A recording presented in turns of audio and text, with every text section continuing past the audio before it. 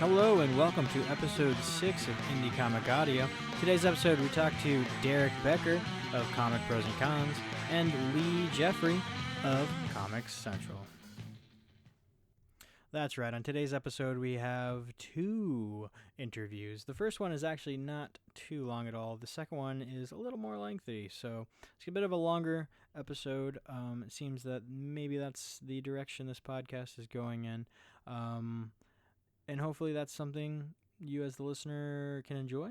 Let me know if maybe you are enjoying what we're putting out, but maybe it's a little long. Or if you're just really enjoying the longer method and conversation, just, let me know. Shoot me an email at info@indiecomic.ninja or just tweet at us on Twitter at indiecomicninja.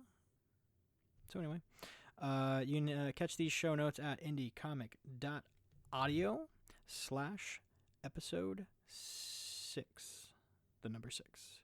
So this first talk is with Leigh Jeffery. She is with the new website that is coming out, ComixCentral. This is a website that will be a central hub for indie comics. It is made by indie comic creators for indie comic creators. You're going to be able to do a lot of things on here.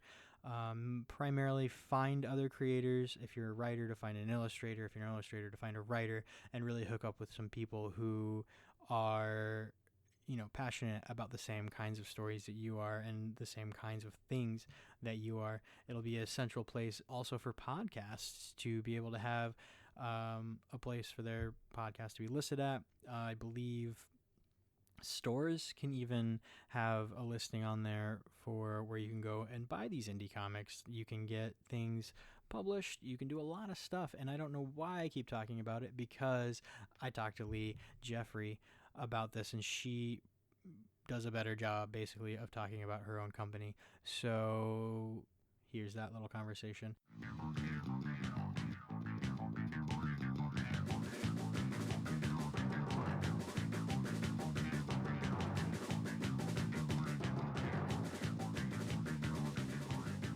Okay, so the company is called ComixCentral, and what it is a marketplace and community for indie comic creators. And so what our goals are is we want to create a website where people can get together and collaborate on projects and learn new skills and find work and meet new people and get together and make comics. And then once those comics are complete, the site also offers them the ability to sell those comics. So there's a full marketplace on the other side of it, which is going to offer comics in digital formats, webcomic format, print on demand, so you can order single issues or multiple issues if you're a store, or multiple issues for yourself if you want to sell them at Comic-Cons or whatever. But also you'll be able to sell your own inventory of comics, so the things that you have in your basement collecting dust in the corner you can actually move, which gives people the opportunity to buy signed comics, which is a big deal, and gives fans the opportunity to connect with those creators on a level that they've really never been able to connect before. They can actually be involved in the process of, reading the comics as they come out and maybe even giving opinions on where the storyline should go and things like that, which I think is, kind of cool and exciting. Yeah. That's in a nutshell, that's what it is. That's what we're trying to do. Cool. And so who maybe specifically is this for? Because it seems like you're targeting a really wide variety of creators. Mm-hmm. Because I think you somewhere it's listed, I know, podcasters, which really caught my eye. Mm-hmm. Yeah. So like it'd be for writers and illustrators, artists, and like what other, like what I guess is what I'm getting at is, would you be offering for people like podcasters? Sure.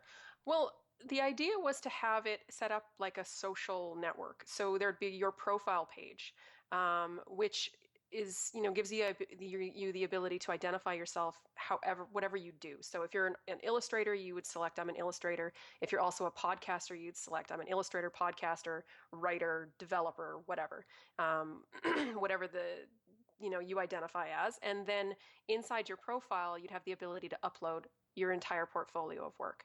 So if you're a podcaster, what you'd be able to do is upload your RSS feed so people can actually get your podcast off of that site. But the cool thing about it is that your podcast will also be added to the library of podcasts on the website. So when fans come on and they're looking for some cool new podcasts to check out, they would just go to the podcast section and you would be in a library listed. And then when they clicked on your podcast, they could either listen to your podcast or they could go to your profile the same way they would in Facebook. And they could see, oh, this guy's also an author and he's written all these cool books and I can check out his books. And oh, he's also, he also writes blog posts. And so now I can go check out his blog posts. But I can also connect with him on a personal level and contact him and maybe collaborate with him. And, I really want to make sure that everything is brought into one space because I feel like right now, everything's so spread across the web and the indie community is so spread out that if we could just bring everything into one place, even if you're not uploading your work to that place, but you're able to link from there to the other places that you keep your work, at least we have a central hub that everybody can get together and see the work that everybody's doing. And I think that, a community that is built like that and, built on a marketplace like that is really good for everybody. Mm-hmm. Yeah. Cool, yeah. Cool. And then I guess maybe from there then, like what are some good perks that people could get? I'm really interested in, I think, the one where you get stickers, but that's just because I like stickers. Yeah, stickers are awesome. Yeah. So you're referring to our Indiegogo campaign, which we're running. Sorry. Yes. No, that's okay. So what we're doing there is we're actually trying to raise the funds to do the development for the website. And, we're a long ways away from our goal. And I just want to let everybody know that we're still moving forward with the site, regardless of whether we hit that goal or not. The idea was to get as much as we could in our pockets to do the development and get the site to the place that we wanted it to be. But if we don't hit that, don't worry, your money's not going to waste. We're still going to use it to build the website. So anyway, moving on, the perks, we've got some stickers. We've got some cool perks like the Lois Lane special, which is, somebody will do a full article on your comic that will be featured on the front page and in our newsletters and in the actual physical magazine that goes out with all of the comics that are sold from the website. So you'll get a lot of exposure that way. We've got the founders badges, which are basically, it's a digital badge that goes on your ComixCentral profile that just lets everybody know that you were part of actually creating the website.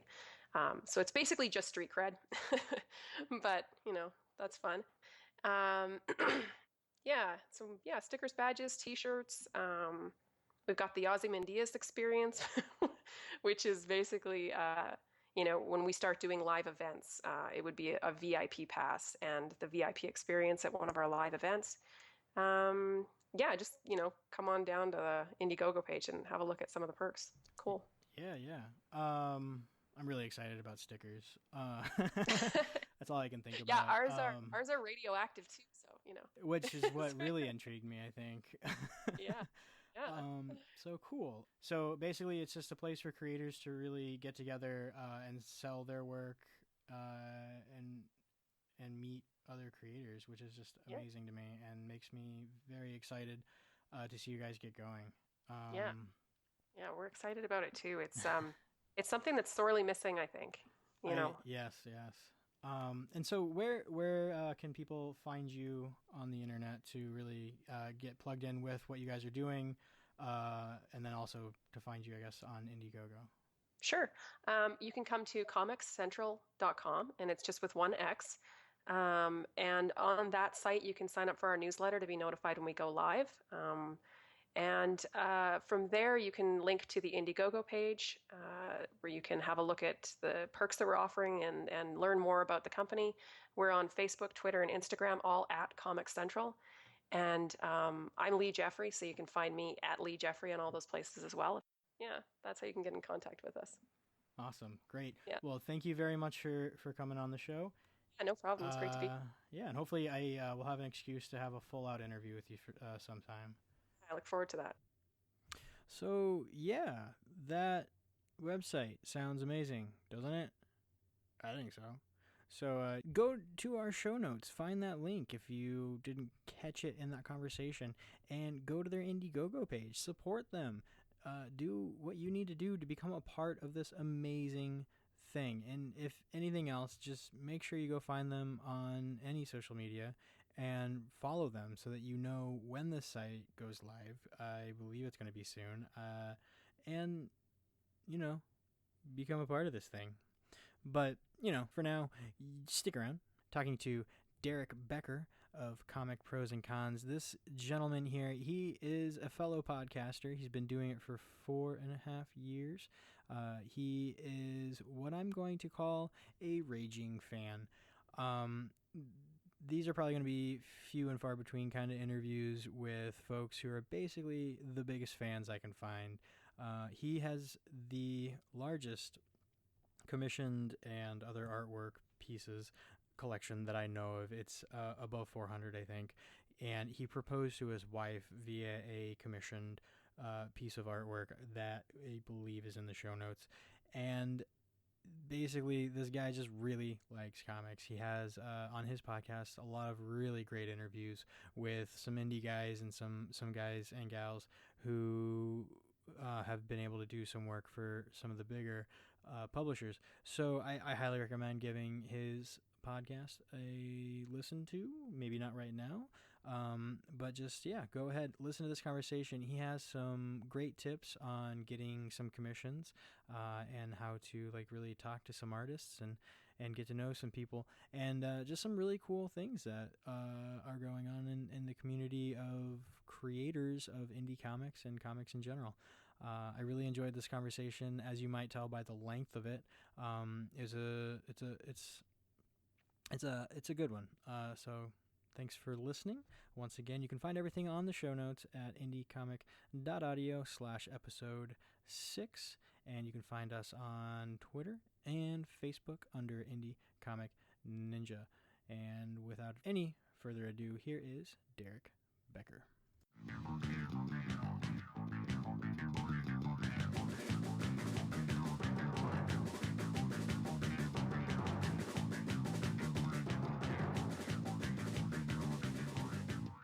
Okay, so Derek Becker, how long exactly have you been podcasting? 4 years and 1 month. Oh, wow. Down to the month. Yeah, 4 years and a month today. Oh, wow. So. Happy odd month anniversary. Yeah. I can fill you in on that a little bit during it if you want to talk about it as to how I know the date. But well, how do you know? How do you remember the day so well then? It actually happened accidentally that I figured, well, because I went back to look. I'm like, I know the anniversary's coming up here at some point. Mm-hmm. And Facebook actually does a good job of reminding you about things now too. They do. But I realized that the 5th anniversary of Drunk on Comics will be my wedding date. And that was So on like, accident? Yeah. Yep. I was like, because we went and got the place and all that, and then, you know, it was like a month or so later when the 4th anniversary was coming up, and I was like, I gotta look and see when that is. And I looked and I went, no shit. And I'm like, so those fuckers are gonna be celebrating at my wedding. Yeah. We could always maybe do an impromptu podcast. Oh, I'm sure there's gonna be a good handful of podcasters there. Yeah. So along with a bunch of comic book artists as well. Yeah. So well, it's kind of like, you know, some people get a photographer and you get a podcast. Yeah. And probably a photographer, I assume. Yeah. The future wife and the family, they kind of want the photographer. Yeah. Although if you have all those artists there, you can just have them constantly drawing what's going on. That's actually one of the cool things that we're doing at the wedding. Oh, nice. Yeah. But yeah, let's chat about this as we actually fully go with the show. Oh, this is actually how I get into the show. Holy shit, you're one of those guys. You're a sneaky bastard. I ease in, yeah. Which I'm gonna leave this in now just because it's fun. Because yeah, no, I do. I'll do an intro later, I guess. And sure. Kinda, yeah. So yeah. Sorry. And then you just let it start. Yeah. I gotcha.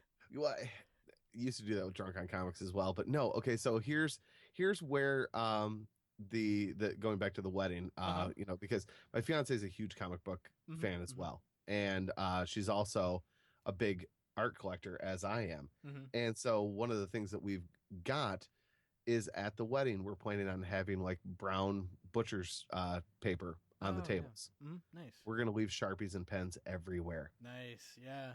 We did So, we did a similar thing, but with dice and Yahtzee tablets. We just had people playing Yahtzee. Oh, okay. So it's not at all the same. Yeah, I'm like sitting there going, so did you hang up the score cards at the end? No. You know, because our plan is literally to go and then save all those things and put them in kind of some sort of display or whatever, so that we can kind of show what people were drawing. And obviously we're not going to put up the inappropriate ones, because I'm sure there will be plenty of those as well. There always are. But yeah, so that's kind of that's kind of the fun part. But yeah, that's how I know when the anniversary of Drunk on Comics will be. Right. So, that's fun. My dream is to eventually get a studio. I don't know why, because that's probably never going to happen. But then, like, I'll have all my art prints hanging up there. And so maybe if you ever get out of your closet, I guess, then you can just have, or even in there, you could just plaster that with those drawings. I'm thinking about it. I keep toying as to whether or not I'm going to paint the inside of this, which is why I haven't hung anything up. And with this being a 110-year-old house, this is actually plaster. Yeah, here. It's not drywall. So once I decide to hang things up, I need to be. Yeah. It's got to be for sure. However, our house is filled with nothing but comic book art, and we had Travis McIntyre from Source Point Press. He was in town doing a signing this weekend. He came and stayed over, and he's looking around. He goes, most everybody that's kind of in our group or the industry or whatever it may be, goes, they all kind of have like one room that they have dedicated to their nerd stuff. He's like, you guys have a house dedicated to your nerd stuff, which we do. I mean, it's all comic book stuff throughout the entire house. It's awesome. So, I mean, you are a huge collector then. Do you know how many original art pieces you have? We did a little bit of a kind of a cataloging here recently, primarily for insurance purposes. Yeah. And between the two of us, there's somewhere probably in the neighborhood of 150-ish animation cells, which are almost entirely all hers. I think I have 3 or 4. And then we've got probably 50 pieces of production artwork, things like, the color separations, the actual hand colored pages, things of that nature. And then we've got about 120-ish like sketches and commissions, and we've got probably about the same number of original pages as well. Wow. So yeah, but we've both been collecting for a long time. Yeah. However, in the last few years, for me, my collecting has skyrocketed as far as the pace of what I'm doing. Yeah, well, if you're just talking to so many artists, you almost, like, sometimes I just feel like I can't pass up a booth without buying a piece of art just because it's so nice. Yeah. Yeah. Because I think I got a guide. I commissioned my first piece just this last year, and it's definitely become an addiction almost. Yeah, what'd you get? Lobster Johnson. Nice. Yeah. There it is. It's that's fantastic. Who did that? Jack Kotz, pretty indie guy, I guess, up in Minneapolis, and he has a pretty cool comic. He actually did one of the comics that got me started on this, which was a book called Siamese. Okay. And it's in the dystopian future. There are these dome cities, and I don't know if they ever actually like established if they're clones or what exactly is going on, but there's like a duplicate living in the city and outside the city. And this guy, his wife died. He lives in one of the domes, and his wife dies, and he is on one of these trips outside of the dome to find a location to build a new dome, and he gets separated from the group, and he runs into I don't know, like a tribe or whatever of the guys who live outside the domes, and he finds his duplicate and his dead wife's duplicate. And so it's I think it's only 3 no, I don't remember. It's 3 or 4 or 5 books. That kind of is just about then like what they do about that revelation, basically. Sure. It's a very interesting read. This guy, Jack Kotz, actually, he also did like one of those 24 hours of comics where for 24 Start to hours. finish. Yeah. Yep. He did 1 page an hour, and I think he lost track at one point, so he actually has 25 pages. And it's hands down one of the best comic books I've ever read. I love it, and it's in like a zine style. He never really fully, I guess, ended up fleshing it out, but he printed it out as a zine. It's amazing. It's kind of like it's a sci-fi weird. I don't even necessarily know how to describe it. But very good. I can't think of what it's even called.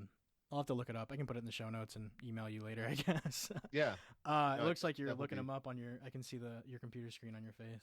Yeah, I'm actually looking something else because it reminded me, and I could not remember the actual name of the book, but Ryan Brown, who does God Hates Astronauts. I don't know if you're familiar with him. No. But he has, he did a Blast Furnace. That's the name of it. Okay. For basically a year, he did a little project where all he did was drew and wrote 1 page, not having any plan, not allowed to work on it in advance, just got up and said, where's the story going today? And it is one of the most messed up things. But Ryan, who is one of my favorite people in the world, has just such a weird and twisted mind. It blows me away. But yeah, that's a really fun one if you want to look at another kind of unique way of creating a book. And it's a book. I mean, it's a full thick, I think it's like $15-$20 for the book. Oh wow. But so yeah, he did 1 page a day. One page a day, wow. basically for a year. Oh nice. Nice. So I mean, obviously there are a couple days when he's taking off. Yeah. Here and there, but yeah, I mean, it's a good thick ass book, and and it's hilarious. It's well worth reading. It's just some of the weirdest stuff in there. He has like talking ostriches and just all kinds of odd things. The guy's tie is constantly on fire. He has special mustaches. Things, it's very, very out there. It's not your normal book by any means. Nice. Well, I'll definitely look into that, and I'll put that in the show notes. Yeah, and that's Ryan Brown with an E at the end of his name. So for people that are listening and want to look him up, because there's another Ryan Brown without the E that creates comics as well. That's stressful. Yeah, not really. Get the credit for the other guy's work all the time, I imagine. I had a professor actually that had the same name as the guy who did the score for Titanic. And he was also a musician, but he just played like the harmonica. And he had albums, but he would get like emails constantly to like come to these like big fancy galas because they thought he was the guy who did the score for Titanic. That would be awesome. I would go in there and just play it on my harmonica. Oh yeah. Like, what? This is what you asked for, right? Yeah. Sure, I'll come play it for you. Wow. Okay. So then that I feel like that went completely astray from the questions I was going to ask because it's just that's what happens with me a lot. Was so fun. I apologize. No, well that's what happens to me too. So I guess then going from the fact that you know a lot of artists and stuff, you go to a lot of cons. I do. So I've been going to cons for many years. Yes. So how many did you go to? I guess this year. So far this year, I want to say I'm at 6 or 7. Okay. So far this year. That's pretty good. Yeah, it's slowed down now. I've only got a couple left for this year. But Motor City, a couple different Fantasticons, which Fantasticons are hotel shows. Okay. Cherry Capital Con, C2E2. I'm forgetting something else in there, but yeah, those are kind of what we've done. There's like a Great Lakes Comic-Con. Yeah. So, we'll kind of go and we hit up the major ones in our area. We normally do, at least for the last couple of years, I've been doing Toronto as well for Fan Expo, which is the second largest in North America as far as attendance. And so this year we're skipping it only due to scheduling and having the wedding coming up. It's kind of like, yeah, it's probably not the smartest way for us to spend our money right now. Yeah. So, I suppose. But yeah, I mean, it's cons are a big part of my life, as well as, you know, my vacation time with my fiance. We got engaged at C2E2. Nice. You know, so I mean that was, and I used a commission from Katie Cook to actually pop the question. Nice. So I mean, it is a big part of my life. But I've been going to cons since, you know, I honestly, I was late to the game on cons. I'm 42 now, and I think I started going probably around the age of 28, maybe. Okay. 27. So probably about 15-ish years I've been going to cons. So you've been kind of going to them before they got too popular, I feel like. Yeah, it definitely wasn't mainstream. Yeah. When I was going. Okay, yeah, because I remember the first one I ever went to, it was just like a whole, like not even a good hotel, and it seemed like it was mostly just bootleg DVDs. Yeah. Yeah, that was a lot of it. You know, actually I take it back. I did go to a couple of the Motor Cities when I was still in college. So, but I took a break for a while. It's just kind of, I went and because I did go and get James O'Barr's autograph one time with author and artist on the Crow. And he's a Detroit guy originally. And so he was at Motor City Comic Con. So I drove the 2.5, 3 hours across the state to go see him. And that's actually kind of funny because I went back and confirmed. Are you familiar with the show Comic Book Men on AMC? Yeah. So Ming Chen, who's on that show, also a big podcaster as well. He and Mike Zapsik, and those guys were polite enough actually to sit in on the panel that I did at Motor City. It's funny, his first convention was Motor City Comic Con because he was going to University of Michigan, which is not too far from where that was at. And he and I kind of put the pieces together. Our first convention was the same one, and we both went in primarily to meet James O'Barr. And so there's a very good chance he and I were standing in line together. Yeah. And then 20 years later, we hooked back up through podcasting, which is very odd. So what you're saying is if you had just slightly different situations in life, you could be working for Kevin Smith right now? Yes. I would have to be much smarter and have learned how to do websites and all that. But yeah, theoretically, sure. Because that is how Ming. I did listen to your podcast with him, and that's how he got in with Kevin Smith. Yeah. So, but yeah, I've been going for a long time, and then once I kind of got back into it again, then it was like, all right, I'm going to Motor City at least every year. Yeah, and then you'd go to another small one here and a small one there, and you know, maybe you'd do 2 or 3 in a year. And now I'm at the point where it's somewhere between 6 and 10 a year at least is normal. Yeah. But yeah, it gets you know, I've done everything from be the attendee to volunteer there. And as Motor City started getting bigger and bigger and wanting to go more for the weekend, my buddies and I started volunteering, because if you volunteered for a 6-hour shift, you got in for the weekend for free. Yeah. And so that's what we did. And that was great. And it was funny because Motor City was they were awesome to us in the fact that they really helped Drunk on Comics kind of get a foothold, and helped us out, worked out a great deal for us so that we could get a table and start putting our name out there. Yeah. And when that happened, obviously we were no longer able to volunteer. So half of the people there were like, oh, this is awesome that you guys are coming to do this and you can help promote and you guys can do this. And the other half was like, this sucks. We want you back as volunteers. Yeah. They were so happy for us. But yeah, it was definitely an interesting thing. And so then, yeah, Drunken Comics, I did that for 3.5 years. And then I finally decided that I wanted to kind of go and dive in deeper to comics. And it's funny because when I was actually thinking about this in preparation for talking to you today, because I don't talk too much about myself. I talk to other people about them. Yeah. And so it's a little odd being on the side of it. But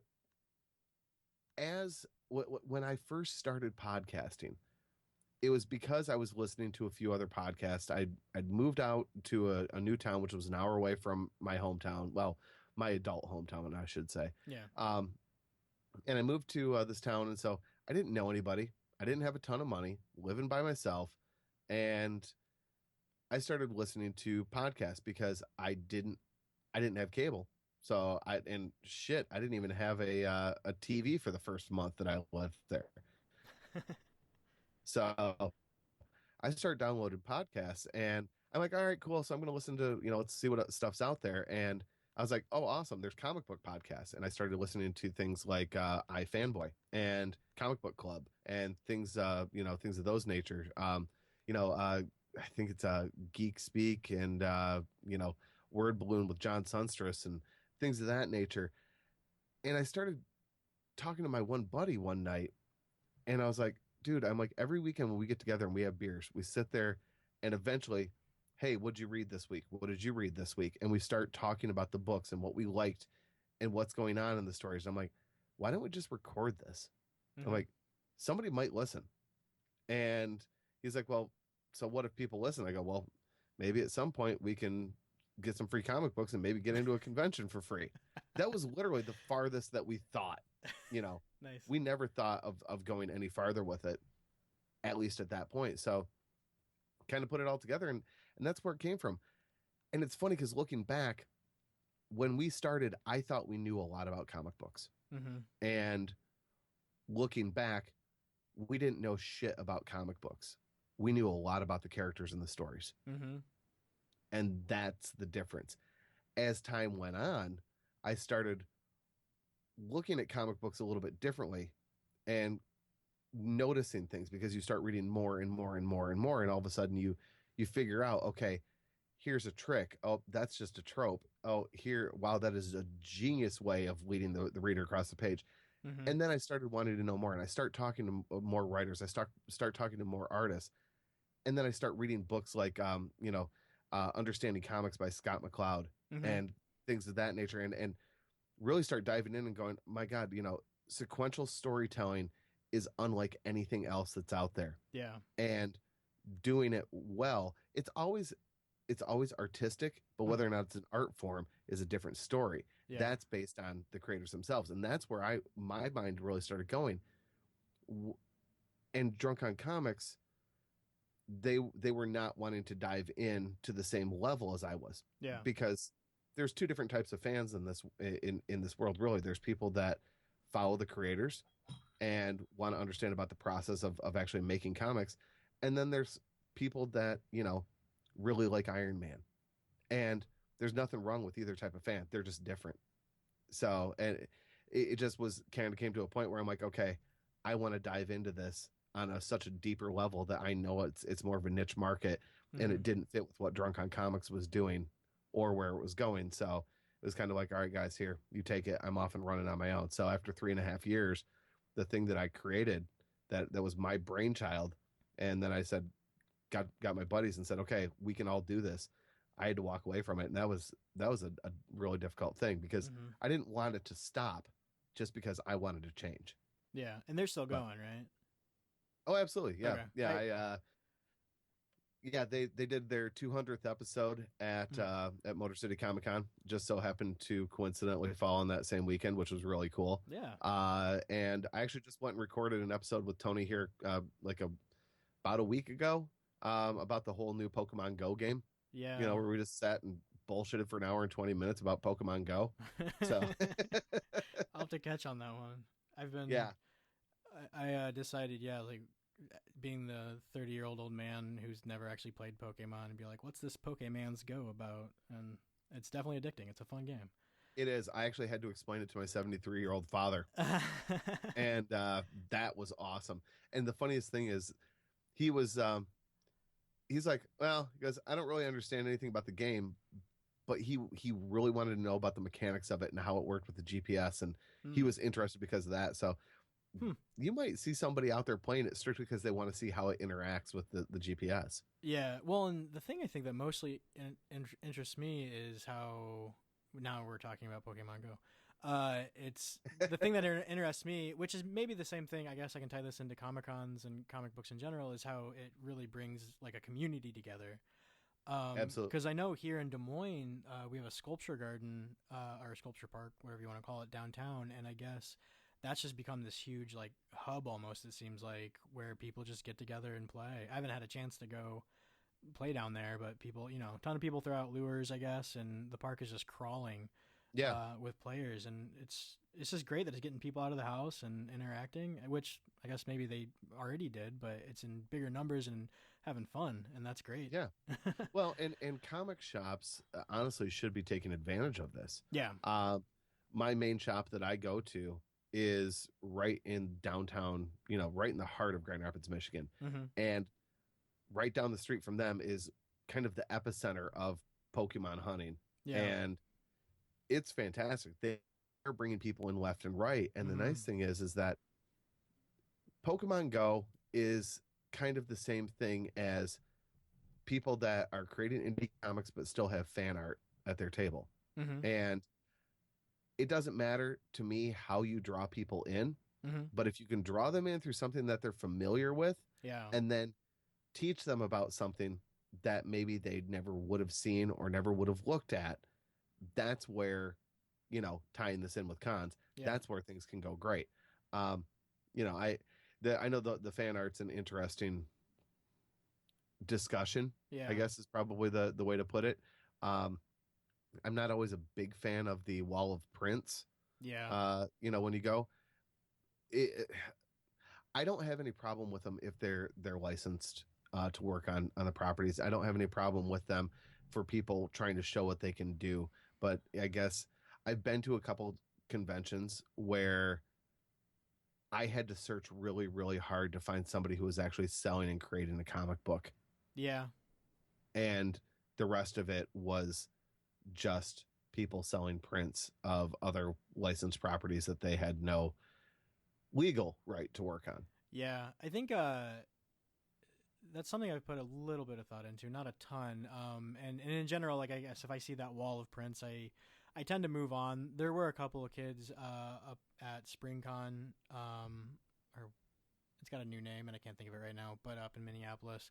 And they kind of did that wall of prints, like you said, and they had a bunch of books out. And I don't know if they even had any original art out. But I ended up talking to them at the after party on the first night. And I guess one of them was possibly in discussions with Marvel, and like they were able to turn that into possibly at least working for those guys, which is nice. And it's nice that that's how they were trying to get into the system, I guess. Yeah. Like I said, I mean, it's like, I understand why people do it. Yeah. It's just, it's kind of that same thing. You go to a Comic-Con and you have, Marianne from Gilligan's Island is there. Yeah. It's like, okay. It's like, but that draws people in too. Yeah. And, so it's kind of like the whole thing. There's so many things that you can bitch about if you really wanted to when it comes to cons. Yeah. A lot of people bitch about cosplayers, and I'm not going to lie, I've bitched about them in the past myself, only because for me, when I'm at a con, I like seeing the cosplayers a lot. Yeah. But I also really appreciate being able to walk down an aisle. Yes. and not having traffic stop because all of a sudden 50 people want to take pictures of somebody in cosplay.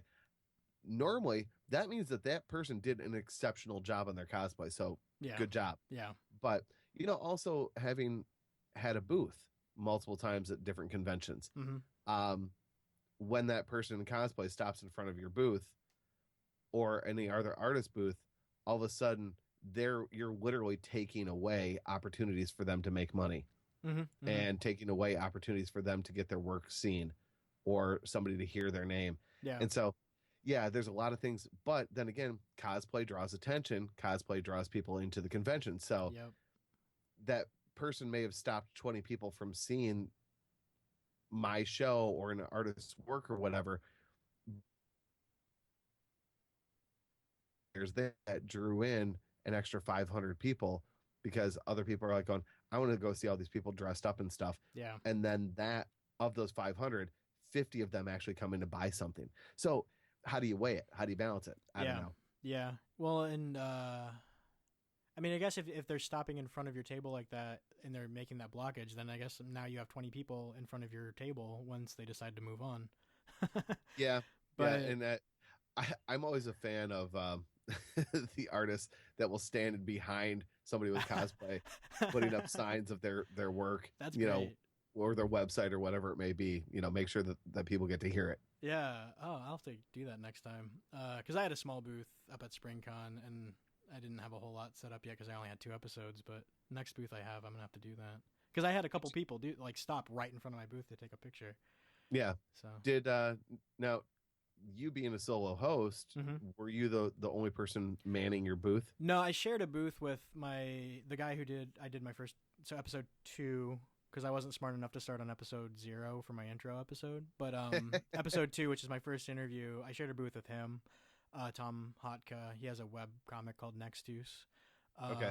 Thoroughly recommend. It's great. It's like Indiana Jones in outer space. But yeah, so I just shared a booth with him, and really, my idea was to have like a newsletter sign up and get all these people to sign up for the newsletter and hand out all these stickers, and nobody seemed to be looking for that. So the first day was kind of boring for me because the people I did talk to didn't like, they wanted to be, they were interested in the artists and the writers, the comics, right, and less about somebody trying to promote comics.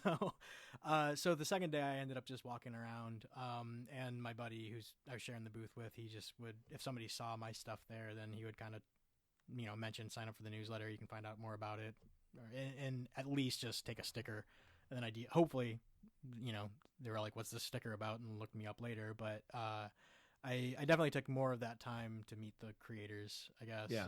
And with the theory that when I interview them, then their audience will want to listen to the interview, and it'll build my audience that way, I guess. Yeah. Not to give away my secrets. No, it was a bit of a learning experience for me this year, being one guy at the booth. Yeah. And I was like, oh, okay. So the original plan is I was going to share that booth with another podcaster. And so then that way he and I could both go on, and it didn't quite work out the way that it was planned. And so, things happen. And I found it very difficult because while I was sitting there, I was happy that I was able to promote my show and let people kind of see what I do. People could come up and talk to me. But at the same time, the whole time I'm just sitting there going, I'm missing every opportunity to go talk to a creator.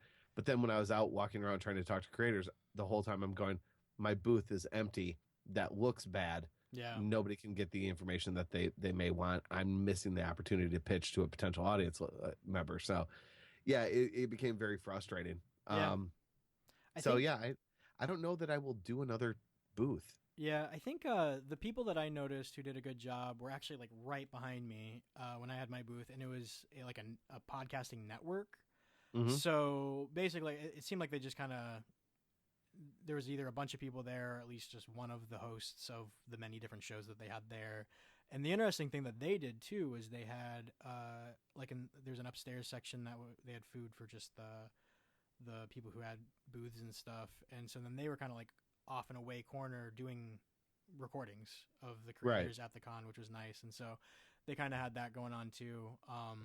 So it was interesting, but I think just having then that network, so they had multiple people to be able to man the booth, and then I guess having multiple shows, they could kind of figure out what if somebody wasn't as interested in necessarily the learning about creators and stuff like like our shows are, I guess, then they might be more interested in that show that's actually like more just about manga, or a show that's just about Superman or whatever they have going on. I don't really know, but and so I think that might be an optional thing to do, I guess, is to join a network or start a network, which you almost have, I guess, with your friends or with your old podcast, being like the Godfather. The Podfather is what we like to. Yes. I think all the other podcasts that I know are on networks. Yeah. I'm not. I don't. Networks are, to me, a double-edged sword. Yeah. And they're great in the sense that you can have you have other people out there helping to promote, in theory, your show. Yeah. So your show is now getting out to multiple other potential listeners. At the same time, you come in with a predetermined audience, and you walk in there and you bring your audience with you, and now they're exposed to even more podcasts, because there's something stupid like 1,000 podcasts about comic books starting a day. a day. Wow. So, I don't need to, like, I mean, I have no problem with people listening to as much as they can, but I understand there's only so many hours in a day or a week or a month that people are going to be able to listen to podcasts. Yeah. I used to listen to a ton because I was outside sales. Mm-hmm. I'm inside sales now. So I don't have the drive time. I'm also not commuting an hour from where I live to, where I'm hanging out. And, I don't have all those extra time, just to fill. Mm-hmm. I used to probably listen to 20 to 25 podcasts a week. Mm-hmm. And I'm listening to about 3 now. So massive shift. So for me, the concern with going into a network is, am I going to lose some of my audience because they're going to find something else that suits them better? It's really fucking selfish. Yeah. But I don't mind at the same time coming on your show and then I'll promote this conversation on mine. People can come listen to you. And I promote Drunk on Comics. I promote my buddy Jay at An Elegant Weapon, my buddy Jimmy, at the Ninja Starship. Yeah. We're all kind of, this group of friends that we all podcast. But I'm not going to do the network thing. For me, it just doesn't fit. Yeah. That makes sense. Yeah, for sure. But if you're just starting out, maybe it's worth it.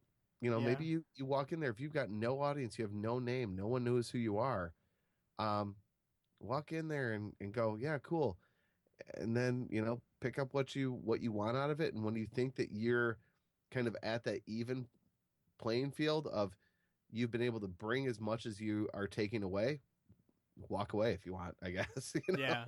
I honestly, I have no plans of joining a network right now. I've considered it, but I don't even know. Like, I think I've considered basically making my own and trying to find other people to join with me, but that's just because I'm an entrepreneur at heart. Yeah, I was going to say, you love doing lots of work. I do. It's actually a problem. So yeah, that's the other reason why, it's like, Tony, who I originally started Drunk on Comics with, he hit me up like, this last winter when I was getting ready to get this started. I'd left and I kind of wanted to have a little bit of a break in time from when I left Drunk on Comics. So I started this. I didn't want it to be so abrupt for people. And he's like, what do you think about, doing a network? And I'm like, no. I'm like, I have no interest in putting that amount of work into it. I have enough on my hands trying to promote this show and put this one together. I'm like, no thanks. Yeah. Well, anyway, maybe getting back to cons. I think we're running lower on time than I hoped, maybe. But I guess then getting back to how you collect art and how you just love comics. I was wondering what it is that you look for then in an artist. Like, do you basically just look for people that you've heard of, like when you're getting commissions or growing your collection, or it's a mix. Okay. It's people. Okay, one, if I've appreciated their artwork and I know that I might only see them once a year or every 2 years or every 3 years, they're getting higher priority than the guy I see at every convention that I go to. Mm-hmm. It doesn't mean that the guy I see at every convention I go to, I'm not going to get a commission. He's just not going to get a commission at every convention I go to. He'll get his shot at some point. But no, I it's the same thing when I talk about books that I love. I go for what I like, and you can't really put your finger on that. But it's always sometimes surprising too, because you'll see someone's work in a comic book and their commissions are completely different. And I've been a little disappointed before. I've also been like insanely surprised as well, because they aren't like what they do in their comic. They're actually way better on a commission. Nice. So it depends. For some people, I do like people that put a ton of detail work into their stuff, but I'm also a big fan of cartoonists that are minimalist, that maybe are doing kind of a more of a caricature style or just a very, very simple, the one thing I talked to Seth the Moose about was, and I don't remember who he referenced when he said this, but it was, why draw 6 lines when you can draw 2? And I'm a big fan of that as well. The simple, but then again, crazy, stupid cross hatching that adds so many different levels of depth to it. I'm all about that. My biggest thing that I've been doing, and I started this when I was still with the old podcast, was I've got a sketchbook now where it's literally draw whatever you want. Yeah. But it used to be draw whatever you want, but put the logo in with it. My new logo doesn't have the same level of fun that the Drunk on Comics logo did, and it doesn't allow itself to kind of be played with as much. So now it's just draw whatever you like, but put a microphone in there someplace.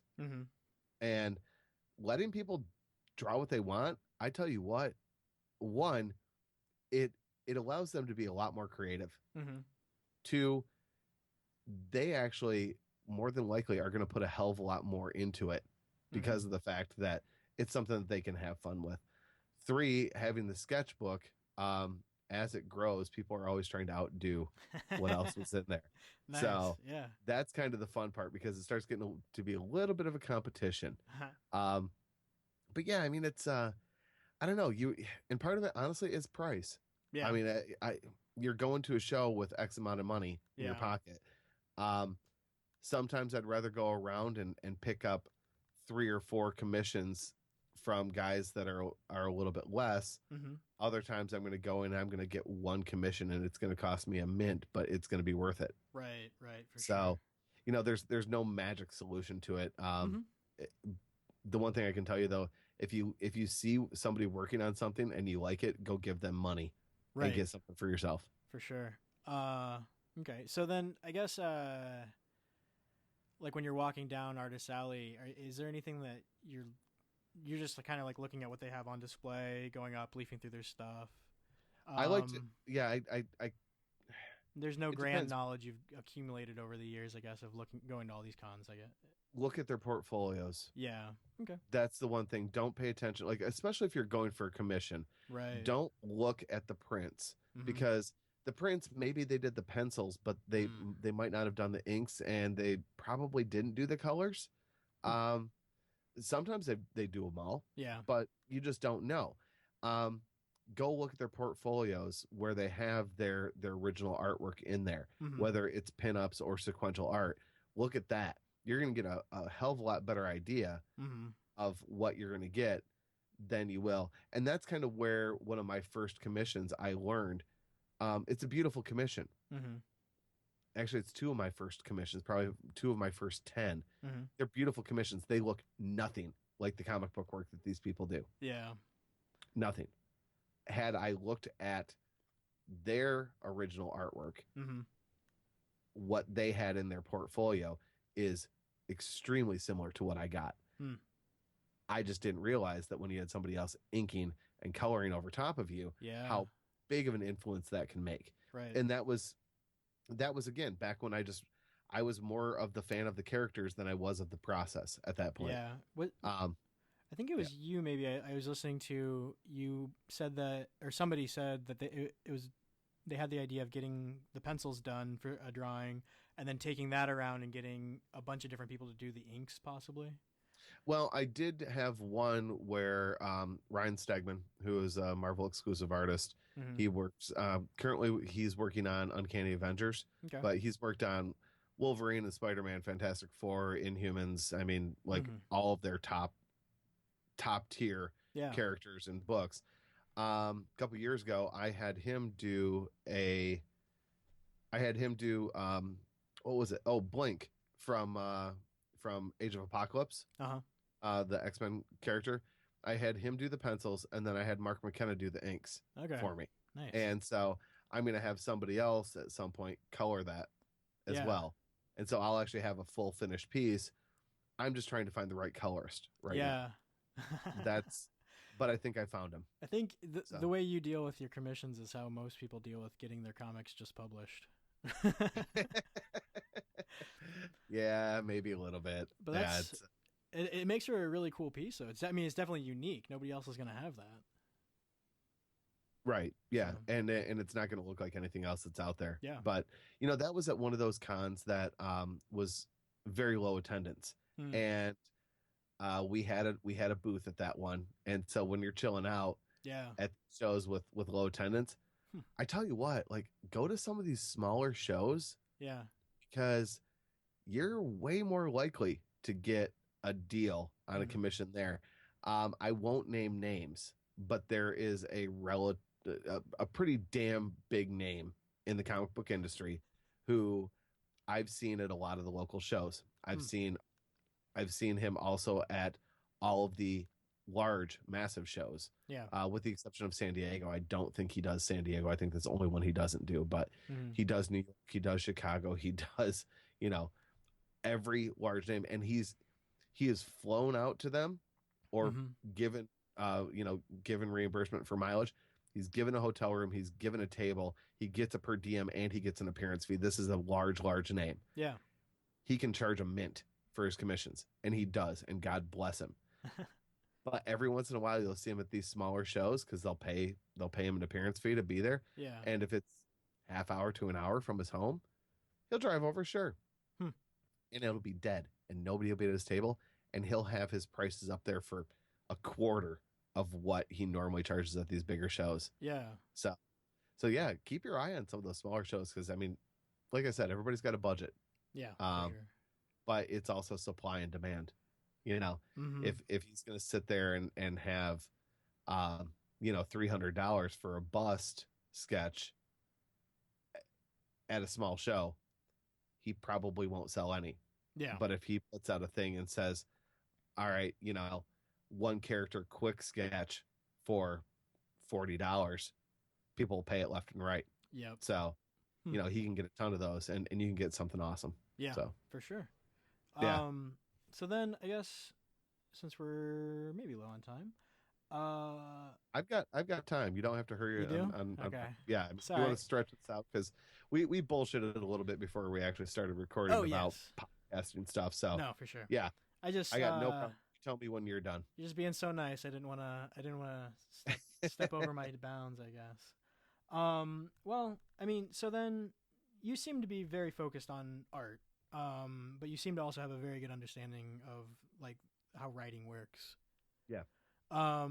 Is there any, I guess, writers that you're really following right now, or that you really look for? There's a ton. And it's funny because I think I was listening to your podcast where you said that you had to break up with Rick Remender over the Hydra thing. Yeah. I still love, love Rick Remender. I'll always read his stuff. Yeah. There's so many out there. And that's the problem. It's like, but you kind of, it's not even as much about the writer anymore, as it is the creative team that I start looking at now. Okay. Whereas there are certain artists that I absolutely love their artwork, but I'm not necessarily going to read a book if I know that I don't care for that writing style. Yeah. I'll give it a shot almost always, but like Brian K. Vaughan, I absolutely love Brian K. Vaughan, and Paper Girls was so incredibly well received, but it didn't speak to me.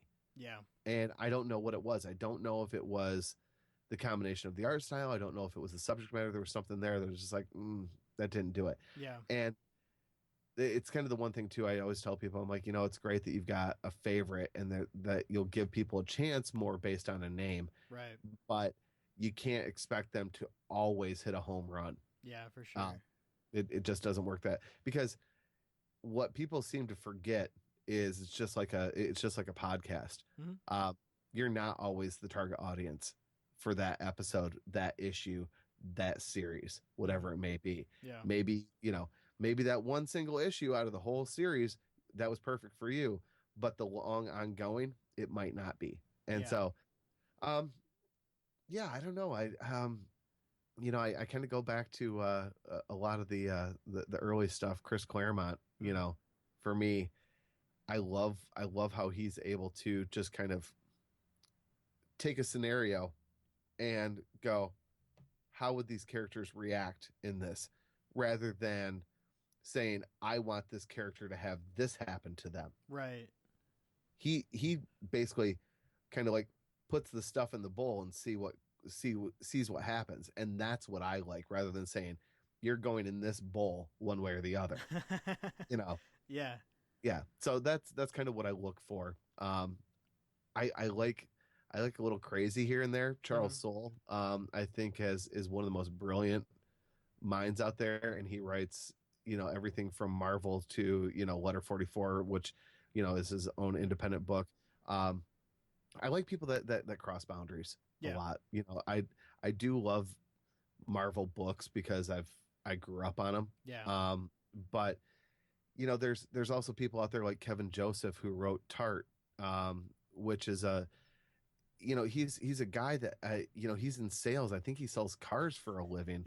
But he lives in Florida, and he found his artist, I believe, through Twitter, who lives in France, and they created this book called Tart, which is kind of like Buffy the Vampire Slayer meets Doctor Who. In some senses, and with some other weird stuff mixed in as well. It's one of the best fucking things I've ever read in my life. Nice. And it's two guys out there selling their own book through their own, they technically have their own publishing company. But they're self-published. Yeah. You get stuff like that. Any of the people that I've had on the show, Chris Miskevich is a fantastic writer, and I cannot wait to see him put out another book. But he did Thomas Alsop from Boom Studios with Pally Schmidt on art. That book was just fucking crazy. So I don't know. Like there's a lot of people that I look for, that like if I see something, like it may be in the back of my head, and they don't always come right to the front of mind. Yeah.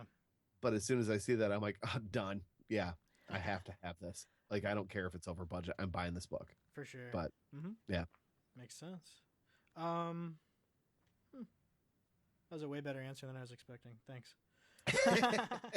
I get a little passionate about my comic books. Well, that's exactly why I wanted to interview you. I don't know. But so then I guess being passionate about comics and getting to interview you, because you interview some pretty decent big names, it seems like.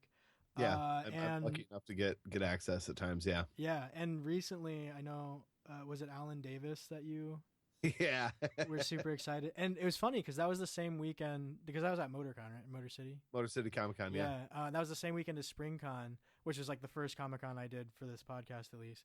And I lost my voice as well, and you had lost your voice, so it was a lot of fun for me to listen to your podcast. Because I was just like, that's exactly where I was, but I was just. You're like, haha, he's struggling. Yeah. That's funny. I just wasn't interviewing myself when I couldn't talk, or whatever, recording myself. But yeah. So I guess Alan Davis is a kind of a big name to get to interview, so that must have been a lot of fun for you. Yeah. Yeah, he's huge. Just asking for the interview, like I was pulling favors. I was collecting on shit, where because I've been around the convention scene long enough, and I've gotten to know people. I mean, like the biggest thing for me is respect and recognition within the industry. Right. I don't need 10,000 downloads per episode. It'd be cool. Don't get me wrong. For sure. but I don't care, about that.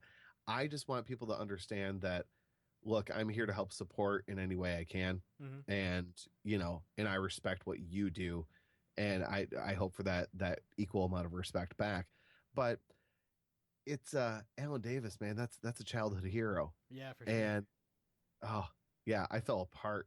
I just fell apart. But yeah, I mean, I was asking guys that help staff cons, and they're basically like artist reps that, they know people. And I was working with the convention, and I was working with the with the marketing agency, the advertising and marketing agency that was there to get it all set up, because I'm like, I'm going to get one shot with this dude to ask.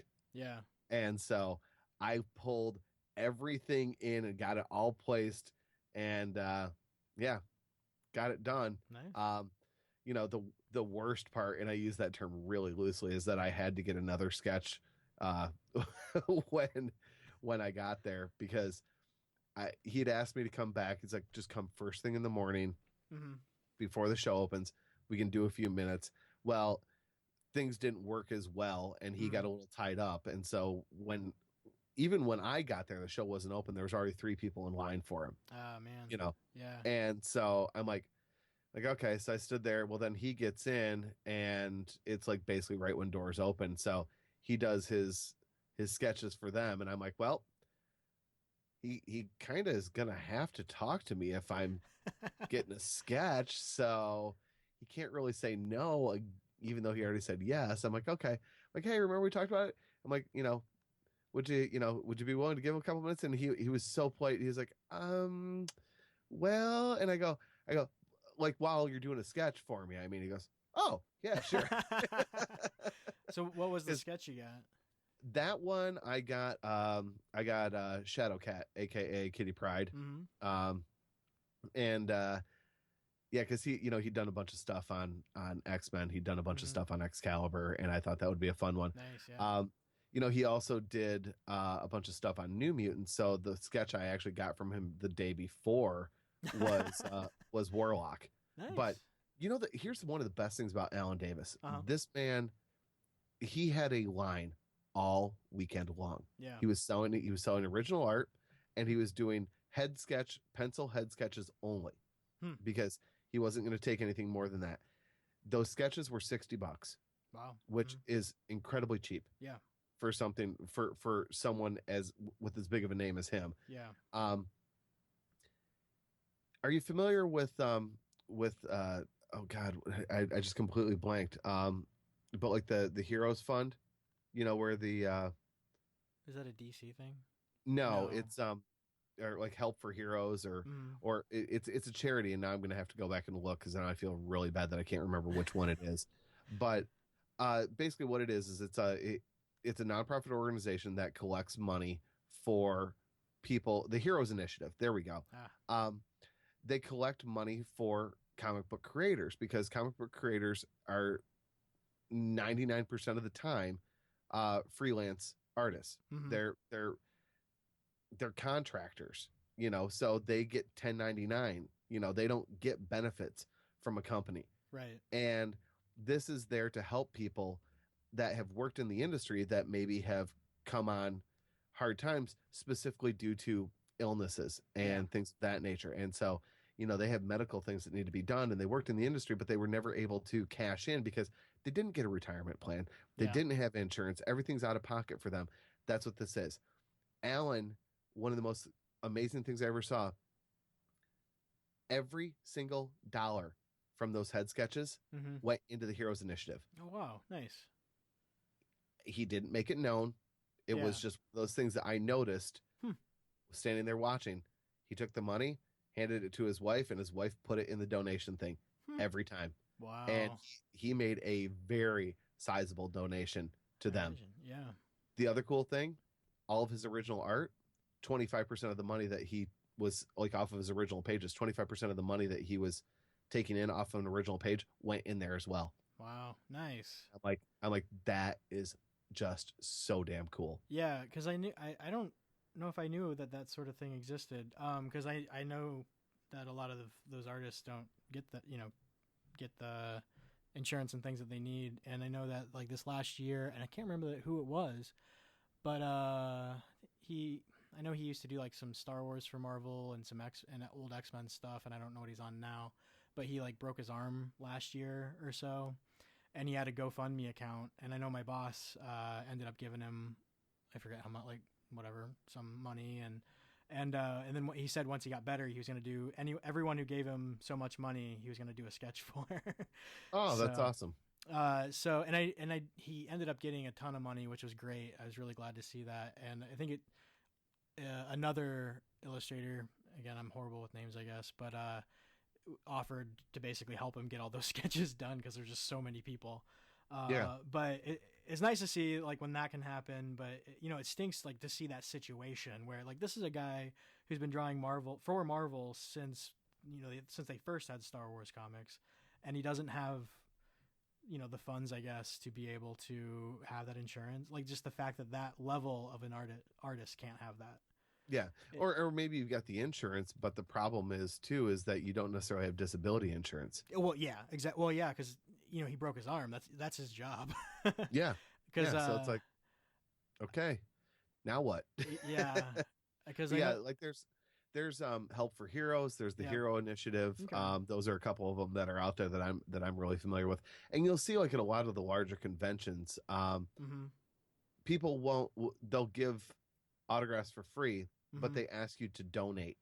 That's nice. Yeah. Based on that. Some of them do, hey, look, the first 5 autographs are free. After that, it's a buck an autograph or 5 per autograph or whatever, but it's all donated. And some of the guys too, they're just like, hey, look, I don't charge, but if you could give something, that'd be great. And you go to shows like C2E2 and Mark Waid, another fantastic writer, did Daredevil for a long time, which if you listen to the show, I'm a bit of a DD nut, but you're wearing the shirt. One of many. I have more Daredevil shirts than I think I have work shirts. But he just had his little container up there, and he was signing a nice stack of books for me, and he was talking to me for a while, and I threw a 20 in there, and as I'm putting that in there, I look down and I'm like going, there was probably a couple grand, because it's like there were more 20s in there than there were singles, 5s, or 10s. Wow. And I was like going, that's awesome. That is like awesome. I love seeing people do that. Yeah, for sure. Huh. Yeah. Trying to think. That's basically everything I meant to ask you. So awesome. You were going to ask. You and I were talking before a little bit about something about the panel at Motor City Comic Con, though. Yeah. The podcasting panel. Was it equipment that we were talking about? Might have been. Yeah, I don't remember. I guess the fact that you had a panel at a Comic-Con about podcasting. Kind of fun. It kind of confused me. I was just like, so do you find that a lot of people at Comic-Cons are really, I mean, I guess they're probably into listening to podcasts about comics. Presumably. You'd be surprised how many podcasters are at those large conventions. Okay. It's just a medium that translates well. Yeah. Okay. Yeah. It's, well, and the great thing about podcasting is anyone can do it. The bad part about podcasting is anyone can do it. Yeah. It's tough. But again, it's kind of like at that panel I talked about it. It really is going to depend on what your true goals are. If your goal is to have one specific person listen to you, because this is a way for you to be able to kind of talk to, say, like, your cousin that lives over in Japan, and that's your main point of reason for doing it, and your cousin listens, guess what? You were successful. You did great. But if your goal is to get, 1 million listeners, it's going to be tougher to achieve that. So, that's kind of the thing. You have to be a little bit realistic, but we had well over 100 people in that, in that panel. We were, I think I counted, and I think you can see somewhere around 170 people in that thing. And we were, we were well over 3/4 full. So, nice. It was it was a really, really nice turnout. I was flattered, especially considering the fact that, Mike and Ming weren't even listed as supposed to have been in on that panel. So, having them there, I would have assumed that people would have come strictly just for them. Yeah. Because they obviously, they were guests there. They were signing autographs, Yeah. But yeah, it was pretty cool. And at the show, sitting at my booth, I was shocked at how many people walked up. Hey, I've got a podcast. Hey, I've got a podcast. Hey, I'm thinking about starting a podcast. Yeah, it actually works really well. I've done panels on podcasting for the last year. We did a panel about podcasting in particular. The 2 years prior was more about how we got started in podcasting, what we thought was important, but it wasn't necessarily as much of a 101 or a how-to as it was this year. So this year we kind of got a little bit deeper into a little bit more specific about, if you're looking for this, here's what we're going to recommend. Right. It was definitely a good episode. I think it helped me a lot with figuring out kind of, since, I mean, I had already started doing mine, but it helped me kind of, I think, solidify some of my methods and figure out what I'm doing. Yeah. So I appreciated that episode quite a bit. You know, it's fun. I mean, like it was really cool having Jimmy McKnight sit Mhm. in on the panel when last year he was in the audience. Yeah. And you know, That's he's really cool. just now having like his 1 year anniversary. Hmm. That's really awesome just to kind of see. And you know, when I was at Motor City, I had a guy walk up who I've known for a couple years. You know, just kind of we run in the same circle, and he I knew he had a podcast, and he's like, "Hey, you know, you want a pod for a couple minutes?" I'm like, "Sure." And he introduces me with you know, this is one of the guys that I looked up to as a mentor. He's one of the guys that inspired me to start podcasting. I'm like, "Wait, what?" I'm like, "I did what?" I'm like, I'm an idiot. I sit around, I drink beer, and I talk comic books. You know, it's like it was really, really flattering and humbling to have that. And I went, okay, you know what? The respect and the recognition.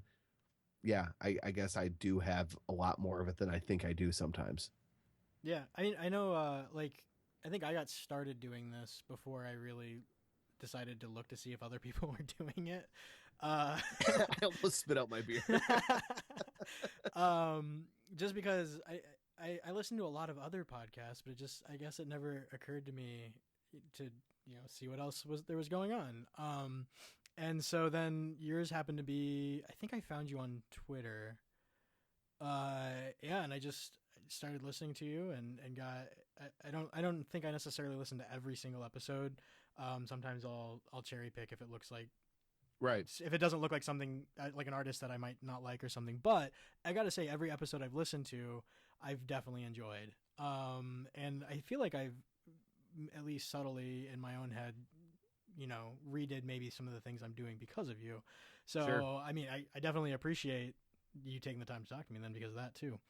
But thoroughly recommend your comic or your podcast to just, you know, fans to listen to for sure. And just, yeah, getting that extra, you know, background information on those artists and writers and stuff. It's a lot of fun for me just to listen to for sure. And I think solidified maybe then that like what I'm doing is good and enjoyable. Yeah, like, you know, and I think too, for me, like one of the main reasons that I like doing what I'm doing is being such good friends with so many comic book creators. Yeah. You know, like I told you, and like we were talking about earlier, I mean, when I get married next year, it's gonna look like, I'm like, our guest list is gonna look like a Comic-Con's guest list. Yeah. It's gonna be pretty insane. I mean, we're gonna have artists there from Marvel, DC, Image, you know, like all kinds of different, like, and writers as well. Mm-hmm. There's a writer who has worked for Image, Big Dog Inc. What's the I'm blanking on Devil's Due. Mm-hmm. He's actually officiating our wedding. Nice. So, you know, I mean, it's and actually that's the kind of level, you know, like, because we've been involved in this scene for so long that, you know, you make some of your best friends this way. I see what they go through, and I see what they deal with, and I see the frustrations that they have when people walk up to their table and they're like, "Oh, this is really cool," and then they just take a picture of it and walk away, because why would you pay for something you have a picture of it on your phone now, which people don't understand that's basically theft. Yeah, I didn't realize people did that. That's you know, or they walk up and they want to argue about price on things, and it's like, you know what, you go dicker with the retailers, you don't dicker with the creators. You take what they're offering, and you know, and as you keep buying from people, trust me, you will get stuff, you know, at reduced rates, and sometimes for free, or maybe they'll just add something in for you. You know, and that's kind of why one of the things for me is that I wanted to get on and go to the conventions, go see these people, and give them money, and be happy that you're giving them money, and be happy with what you're receiving, and trust me, in the end, it all works out. So actually, I just remembered another question I had for you. I know for me, part of why I wanted to do this was I wasn't familiar with at least the indie scene at all. But I was definitely becoming super excited about it the more I got into it. And so I realized I needed kind of to do something to get to know the people and that were involved. So and part of the reason for doing that too was because I have at least 2 stories in my head that I want to get written out. And so I need to find illustrators for it. So then is that anything with you? Like, do you have any plans of ever joining the other side of the conversation? Absolutely not. Okay. I do have some things that I wrote when I was in college. I did write a lot of short fiction. Mm-hmm. I have zero interest whatsoever on working on anything that's been ongoing. Mm-hmm. I do not want to pick up a character that's already been created, that's someone else's intellectual property. Yeah. Absolutely not, because that's too much pressure. Yeah. And as for my own stuff, yeah, I don't know. I mean, I wouldn't mind, but I don't want to look to create stuff. I mean, I could take something that I already created and have that turned into it and be like, cool, and walk away and never touch it again. Yeah. But I really don't have any interest in doing that myself. Yeah. I don't know why. Yeah. I enjoy it. It's kind of like I grew up doing a lot of fishing with my dad, and in particular fishing out on Lake Michigan. And my dad was damn good at fishing. And we would come in typically doing better than most of the charter boats out there did. And people are like, they always looked at my dad and they said, well, why don't you charter? Why don't you get your charter's license? And why don't you take people out? And he goes, as soon as I'm doing it for a job, it's no longer fun. Yeah. Yeah. Now, podcasting, I could do as a job. I treat it like a job now. Yeah. But creating comics, I think I would lose. I don't want to lose the magic that's there when I open a comic book and I read it. I love the process. I love learning about the process. But at the same time, I don't want to be part of the process. Yeah. No, I understand that completely. I think I'm just the type of person who, like, I don't want to be, I guess, like, known or famous for something necessarily, but I want people to enjoy what I'm making, which makes sense for a podcast, I suppose. Yeah. Yeah. But at the same time, my head never shuts off, and I just have these ideas that I have to get written down. So, well, I got one more question for you, actually. Yeah. Because you'll never get the interviewer out of me, That's all right. no matter which side. You talked about being, kind of falling down the rabbit hole of indie comics. Yeah. What's your definition of an indie comic? Well, that's a hard question. And I think I came to that conclusion. Somebody just asked me this on Twitter the other day. Because if you follow me on Twitter, you get an auto response that basically is asking what's your favorite indie comic, kind of to get conversations going. And somebody just responded like, well, what's an indie comic? And I came to the conclusion that it is a comic that makes the bulk of its sales at conventions. Ah, okay. Although I could argue that like IDW maybe. I wouldn't go IDW. I wouldn't go IDW because most of IDW is intellectual properties owned by other people. But I realized that as I said it. Yeah. But like, maybe Dark Horse, maybe Image, but definitely like, I guess Boom, Dynamite, like stuff like that. And see, for me, it's creator owned. Okay. That's how I define it, but everybody has a different definition. Yeah. Which is I was kind of curious as to, some people say it's not indie unless it's self-published. Yeah. Some people say, like, I've had the argument with somebody before that they think that Vertigo is indie because of the style. And I'm like, well, it's not, because it's owned by DC. Yeah. So, and some people say anything that's not big too. I'm like, well, so IDW Transformers, is that indie? Not really. Yeah, and that's, I think, the issue I was running into thinking about it. And I think the reason why I say they make the bulk of their sales at cons is because odds are, if that's where you are, you're probably self-publishing, or at least it's a small enough publisher that you almost might as well be self-published. Yeah. Well, and it's funny though, because if you look at it, even from the creator-owned based, technically a book like The Walking Dead, yeah, is an indie book. Yeah. Which Is it? I Yeah, because it's just an indie book that blew up yeah to the level that everyone wants their indie book to blow up to. yeah, but I don't know if I would consider that indie anymore. Is the thing.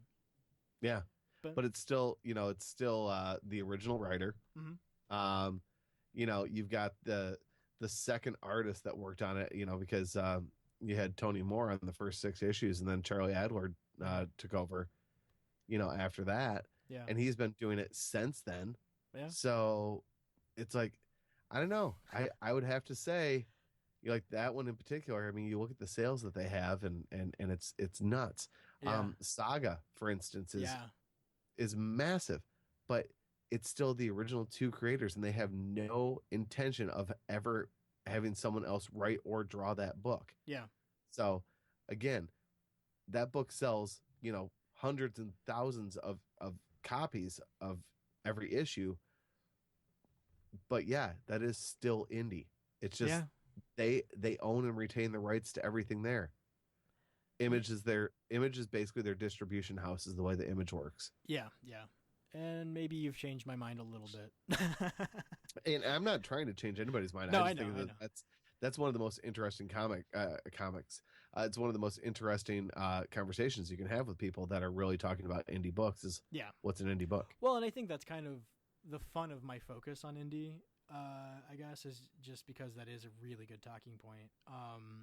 And it's fun to get into those conversations with people and at shows, and really you kind of get to learn about a lot more books this way, I feel like, because people start talking about, instead of just like the one book that they really like, they start to kind of question, like, where does the books that they know and like, where do they fit on this spectrum, I guess. And I feel like almost a lot more stuff gets brought up this way. But yeah, well, in the downside of being a big fan of smaller, more self-published indie type books is it's kind of like rooting for the minor league team. Yeah. And having a favorite player there that he's going to get his, like, cuz I'm a big hockey guy. Yeah. And the AHL, which is the direct, it's one step down from the NHL. Okay. Here in Grand Rapids, we have the farm team for the Red Wings. And it's great. And, you can be huge fans of some of these players, and maybe someday they're going to get their number retired in Grand Rapids. Yeah. Yeah. It's like, okay. Or they play here for a while and then they go away and then you never hear from them again. And it's like, man, I loved watching that guy play, and you'll never get to watch him play again. Yeah. It's kind of a similar thing that you can see a lot of times in indie books. I remember I found a book in the 90s called Vampire Wars, and vampire was spelled with a Y and an E at the end. And it was one of the most messed up, but it was a futuristic, post-apocalyptic thing, all black and white. Kind of had a little bit of an anime feel to it. It was one book. That's it. And then it was gone. And I'm like, oh, but I really liked that. I want to read more. Sorry. Yeah. That's all you get. And I know, like, in high school, I was in just a band, whatever, just a group of friends. I played bass, and I ran into that problem a lot with indie bands, and like local indie bands. Is I became really good fans of them, and then the next year they're gone, and and especially being in high school, I guess, and the ones that you really like is they graduate from high school and they move on to real life. Yeah, I guess. And I think I'm glad that comics at least is making a comeback like it is, and so then it's maybe becoming more of an acceptable, at least hobby, I guess. And so it seems like we're having a lot more good things sticking around, hopefully. Yeah, it does help. I'm kind of waiting for the crash. I mean, I lived through the 90s where comics boomed. Yeah. And everyone was buying 2 copies, one to keep and one to sell later because I'm going to be a millionaire. Yeah. No, none of us are millionaires, but everyone has a copy of The Death of Superman. Thank you. My mom has a copy. My mom has a copy of that. Yeah. Yeah. My mom has the novel too. Still in the bag. Yeah. Ooh, great. Well, that's it's like what I have a signed copy of the first X-Force still in the bag, and I'm yeah. pretty sure it's just worth $1 now instead of 50 cents. Maybe not. Maybe Yeah, if you could exactly. sell it. Well, yeah. Or maybe You my know, friend actually told me it's worth less because Liefeld signed it. yeah.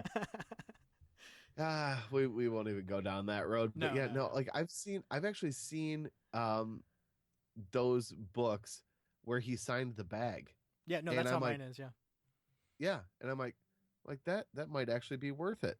I mean, like, because you've got the signature if you want it. For the collector that doesn't want it, you just take it out of the bag, Yeah. and you're good. You might actually have like the best way of getting it signed. Yeah. But yeah, I don't know. It's comics are just a very, very unique thing.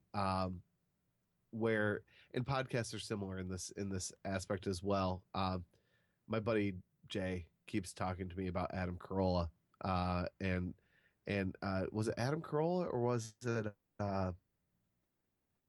I don't remember who said it now, but basically or Joe Rogan maybe, that said that podcasts are kind of like kind of like indie bands. Oh.